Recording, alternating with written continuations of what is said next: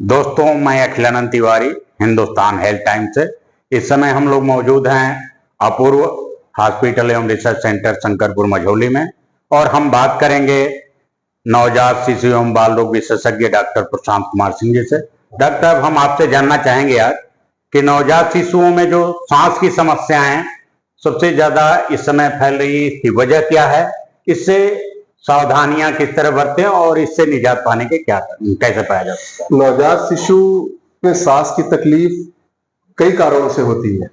सबसे पहला कारण तो उनका जो होता है सांस में तकलीफ होने का, ये होता है कि बच्चा अगर समय से पहले पैदा हो गया तो उसके में सांस की तकलीफ होगी। उसे कहते हैं प्री मैच्योर बेबी। ऐसे बच्चे जो समय से पहले पैदा हो जाते हैं, जैसे जो 32 हफ्ते 34 हफ्ते में पैदा हो जाते हैं, उनके जो लंग्स होते हैं वो पूरी तरीके से डेवलप नहीं होते हैं ऐसे नॉर्मल बच्चों की तरह जो 38 हफ्ते पे पैदा होते हैं। तो ये पहला कारण है ऐसे बच्चों में सांस की तकलीफ होना। दूसरा, कई तरह के इन्फेक्शंस होते हैं। जब बच्चे घर जा रहे हैं, हम अपने यहाँ से डिस्चार्ज करके भेज रहे हैं, घर जाने के बाद अगर उनका सही से केयर नहीं किया जा रहा है, जैसे कि बच्चों को हमेशा वार्म रखा जाता है, मतलब उनके हाथ पैर को टच करके देखा जाता है कि उनका हाथ पैर गर्म है कि नहीं है, अच्छे से ढक के रखा जाता है, साफ सुथरे जगह पे रखा जाता है। अगर ये सब ध्यान नहीं दिया जाएगा तो बच्चों में इंफेक्शन होने के चांसेस हो सकते हैं, जिसे हम सेप्सिस कहते हैं। उस कंडीशन में भी बच्चों को सांस की तकलीफ होती है। दूसरा, और भी जैसे वायरल इंफेक्शंस हैं, उस कंडीशन में भी बच्चों को सांस की तकलीफ होती है।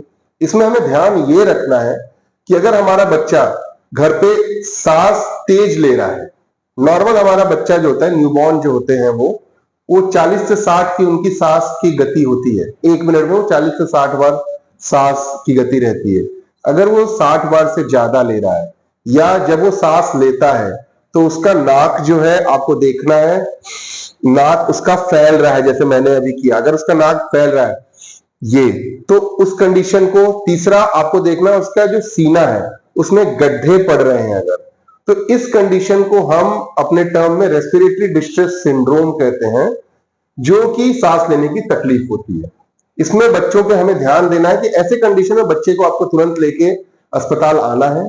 उनको फिर हम उस हिसाब से उनकी जांचें करके किस तरह का इंफेक्शन है, मतलब अगर इंफेक्शन छोटा है, कम इंफेक्शन है, तो हम बच्चों को दवाइयां देके छुट्टी कर देते हैं। लेकिन अगर इंफेक्शन ज्यादा है और बच्चे को सांस लेने में तकलीफ बहुत ज्यादा है, उसकी सांस की गति बहुत ज्यादा है, सीने में ज्यादा गड्ढे पड़ रहे हैं, ठीक है, वो सांस सही से नहीं ले पा, वैसे बच्चों को हम भर्ती करके इलाज करते हैं अपने यहाँ।